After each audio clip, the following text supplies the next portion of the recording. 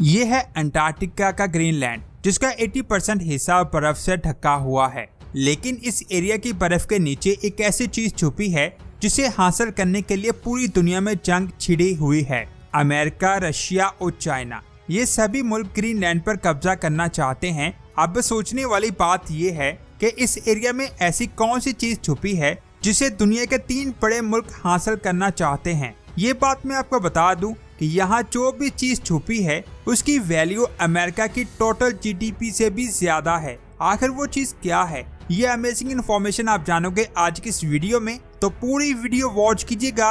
और आप देख रहे हैं स्पेस वर्ल्ड। ग्रीनलैंड अमेरिका और कनाडा के करीब मौजूद है, जिसे डेनमार्क कंट्रोल करता है। ग्रीनलैंड साइज में बहुत बड़ा है, लेकिन इसकी आबादी सिर्फ 56,000 है, जिसके ज्यादातर लोग इसके एक शहर न्यूयॉर्क में रहते हैं। साइज में इतना बड़ा होने के बावजूद यहाँ कम आबादी होने की सबसे बड़ी वजह यहाँ का खतरनाक टेम्परेचर है, क्योंकि ये एरिया जमीन के ऐसे हिस्से में मौजूद है यहाँ सूरज की रोशनी बहुत कम पहुँच पाती है, इसीलिए यहाँ सर्दी बहुत ज्यादा है। लेकिन गल्फ ओशन से आने वाली गर्म हवा इसके साउथ वाले एरिया को कुछ हद तक गर्म रखती है, जिसकी वजह से यहाँ बाकी एरिया की निस्बत ज्यादा आबादी रहती है। लेकिन यहाँ गर्म हवा आने के बावजूद यहाँ का टेम्परेचर -9 डिग्री तक पहुँच जाता है। लेकिन ग्लोबल वार्मिंग से ग्रीनलैंड का टेम्परेचर बढ़ रहा है, जिससे यहाँ की बर्फ मेल्ट होकर समुद्र के पानी में मिल रही है। एक रिपोर्ट के मुताबिक इस एरिया की बर्फ 239 क्यूबिक किलोमीटर पर ईयर के हिसाब से पिघल रही है,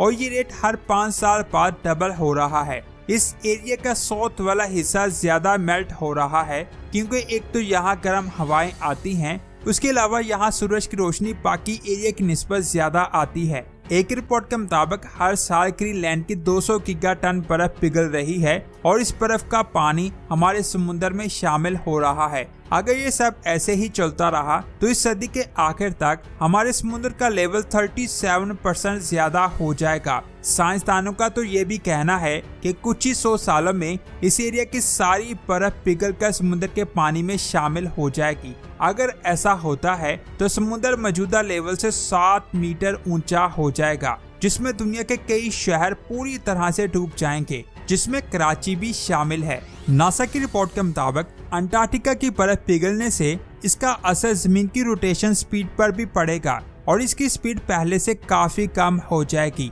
यहाँ इस बर्फ के पिघलने से हमें इतना ज्यादा नुकसान होगा, वहीं इसके पिघलने से हमें यहाँ एक हरा भरा कॉन्टिनेंट देखने को मिलेगा। असल में ग्रीनलैंड का 80% हिस्सा 17 लाख किलोमीटर स्क्वायर में फैली बर्फ से ढका हुआ है, जिसकी मोटाई 2.3 किलोमीटर है। इसके कई हिस्से 3 किलोमीटर मोटी बर्फ से ढके हुए हैं। ये मोटाई इतनी है कि इसका अंदाजा आप इस बात से लगा सकते हैं कि हमारे समुद्र की गहराई भी 3.7 किलोमीटर है। ये बर्फ इतनी ज्यादा भारी है कि इस पूरी बर्फ का वजन 2.9 मिलियन क्यूबिक किलोमीटर है, जो लाखों सालों से अपने नीचे की जमीन को दबा रही है, जिसकी वजह से ग्रीनलैंड का काफी बड़ा हिस्सा सी लेवल से नीचे जा चुका है। लेकिन जब इस एरिया की बर्फ पिघल जाएगी तो यहाँ की जमीन दोबारा से ऊपर आने लगेगी, और यहाँ पर हमें हरा भरा बहुत बड़ा जंगल दिखाई देगा। यानी कुछ ही सालों में जमीन का बहुत बड़ा हिस्सा इंसानों के रहने के काबिल होने वाला है।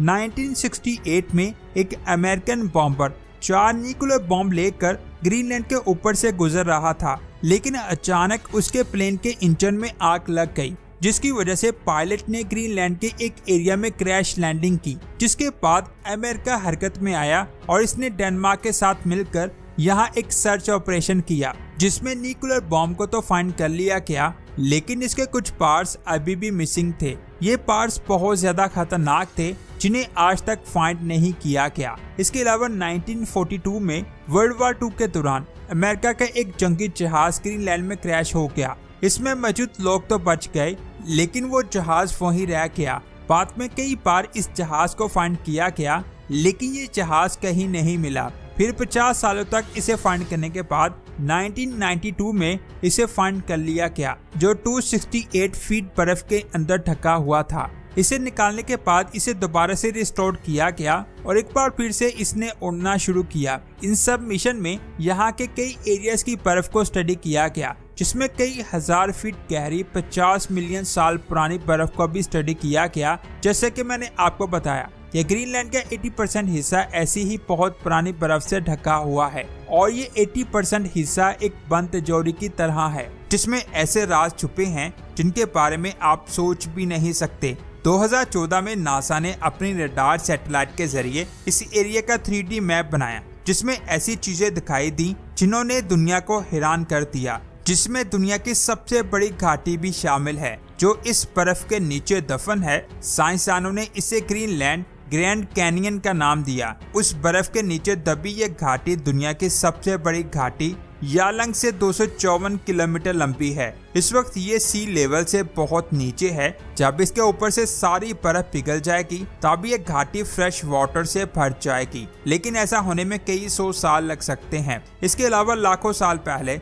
जब यहाँ बर्फ नहीं हुआ करती थी तब यहाँ एक बहुत बड़ी नदी हुआ करती थी, जिसे दुनिया की सबसे बड़ी लेक भी माना जाता है, जिसमें 18 मुख्तलिफ एरिया से पानी आता था। सैटेलाइट से बनाए गए 3D मैप से पता चला कि ये नदी 250 मीटर गहरी थी, जो आज 1.8 किलोमीटर मोटी बर्फ के नीचे दबी हुई है। अगर यहाँ से बर्फ पिघलती है तो एक बार फिर से यहाँ नदी बहना शुरू हो जाएगी। इसके अलावा 2015 में इस एरिया की मैपिंग के दौरान साइंसदानों को यहाँ 2 इम्पैक्ट क्रेटर मिले। एक अंदाजे के मुताबिक ये क्रेटर 8 से 58 मिलियन साल पहले एस्टेरॉयड की टक्कर से बने थे, जब ग्रीनलैंड एक हरा भरा इलाका हुआ करता था। लेकिन आज ये क्रेटर 930 मीटर मोटी बर्फ के नीचे मौजूद हैं, जिनमें पहला 31 किलोमीटर का क्रेटर ग्रीनलैंड के नॉर्थ वेस्ट के इलाके में मौजूद है, जबकि दूसरा 36 किलोमीटर का क्रेटर पहले वाले क्रेटर से 183 किलोमीटर दूर है। इसके अलावा ये भी देखा जा रहा है कि यहाँ जैसे जैसे बर्फ पिघल रही है वैसे वैसे यहाँ बड़े बड़े दरख्त दिखाई दे रहे हैं। 2017 में जब एक न्यूक्लियर वेपन के लिए यहाँ खुदाई की गई तब साइंसदानों को यहाँ से बहुत सारे दरख्तों के टुकड़े मिले जो कई मिलियन साल पुराने थे।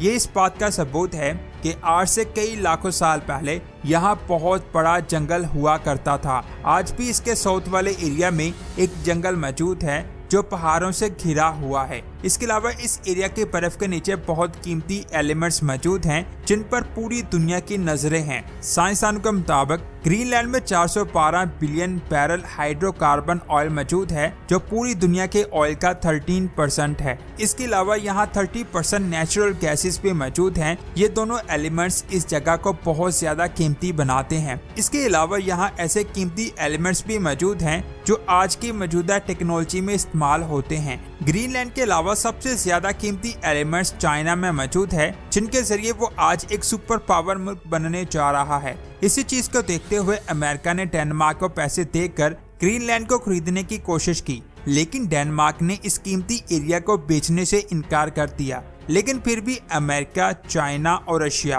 किसी तरह से इस एरिया पर कब्जा करने की कोशिश कर रहे हैं। इस वक्त ग्रीनलैंड की सबसे कीमती जगह है नर्सा टाउन। यहाँ पर इन सब की नजर है। यहाँ की आबादी 1300 के करीब है और यहाँ दुनिया के दूसरे सबसे ज्यादा कीमती एलिमेंट्स मौजूद हैं। एक अंदाजे के मुताबिक सिर्फ इस छोटे से एरिया में ही स्कैंडियम, लिट्रिलियम जैसे 11 मिलियन टन रेयर एलिमेंट्स मौजूद हैं। ये मैं सिर्फ ग्रीनलैंड के एक छोटे से एरिया की बात कर रहा हूँ, तो जरा सोचिए इसकी बर्फ के नीचे और क्या कुछ छुपा होगा। इसीलिए ये तीनों मुल्क इस एरिया पर कब्जा करना चाहते हैं ताकि वो इन एलिमेंट्स का इस्तेमाल करके और भी ज्यादा अमीर मुल्क बन सकें। आपका इस एरिया के बारे में क्या ख्याल है, नीचे कमेंट्स करके जरूर बताएं। अगर आज की ये वीडियो आपको अच्छी लगी है तो इसे लाइक और शेयर लाजमी करें। मिलते हैं एक और शानदार वीडियो में। अपना बहुत सारा ख्याल रखें।